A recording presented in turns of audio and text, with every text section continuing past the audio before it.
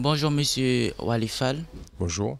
Et pouvez-vous vous présenter et nous dire c'est quoi votre rôle dans le FIFAC? Alors, je m'appelle Walifal, je suis réalisateur et je suis là pour présenter mon dernier film qui s'appelle Mancher tomber c'est vivre, qui est un documentaire qui parle de santé mentale en Martinique. Comment êtes-vous devenu réalisateur? J'avais commencé des études qui étaient totalement différentes. Je suis parti en Angleterre, à Londres. Après quelques temps, j'ai suivi des cours du soir en fait. Donc j'ai appris d'abord des petits modules sur la réalisation vidéo, sur le montage. Et puis après, quand j'ai commencé à travailler sur des petits projets, j'ai commencé à faire des clips, entre autres, en tant que monteur. Mais en fait, comme il n'y avait pas de budget, je faisais réalisateur aussi. Et c'est comme ça, j'ai fait beaucoup de choses comme ça, des petits formats. Mais je n'ai pas fait d'école de cinéma, j'ai fait quelques formations courtes. Et puis après, c'est vraiment sur le tas que j'ai appris la plupart de ce que je sais aujourd'hui. Et pouvez-vous nous parler de votre documentaire?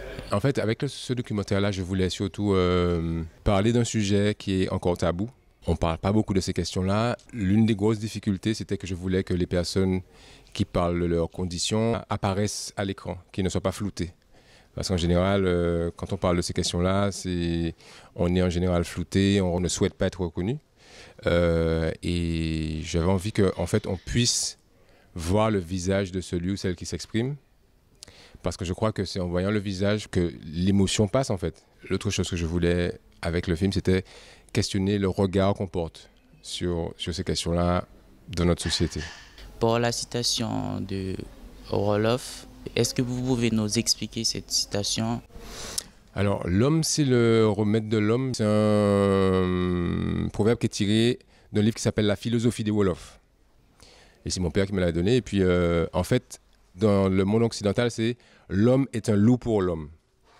Et ça prend le contre-pied, en fait. Sans l'autre, on n'est rien, en fait. Pendant longtemps, c'était le titre de travail de ce projet-là, en fait. Pendant toutes ces années où j'étais en train de travailler sur le film, où il y a eu de longs moments de pause, mais à chaque fois, c'est ce qui me permettait de rester focalisé sur ce qui m'intéressait, c'est-à-dire le lien qu'on a avec les autres, mais le lien qui nous permet d'être en connexion avec qui on est vraiment à l'intérieur. Quelle était votre source d'inspiration pour le documentaire? J'ai eu des personnes autour de moi qui ont traversé ces moments-là. Donc c'est ça ma première sensibilisation sur la question en fait. C'est parce que j'ai été témoin de ça, quoi. Est-ce que vous avez un message à faire passer?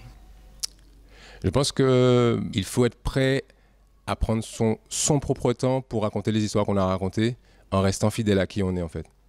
On est dans une industrie qui veut tout le temps vous presser, vous dire il faut aller vite, quitte à ce que vous disiez dans votre film ne corresponde pas à ce que vous pensez réellement. Donc moi c'est ce que je peux dire, le film a pris 7 ans, il a pris 7 ans pour sortir de la résidence d'écriture pour être fait, mais je suis content parce que je sais qu'il avait besoin de ce temps-là pour trouver les bonnes personnes pour que je puisse dire ce que j'ai à dire en fait. Merci beaucoup Walifal. Merci beaucoup.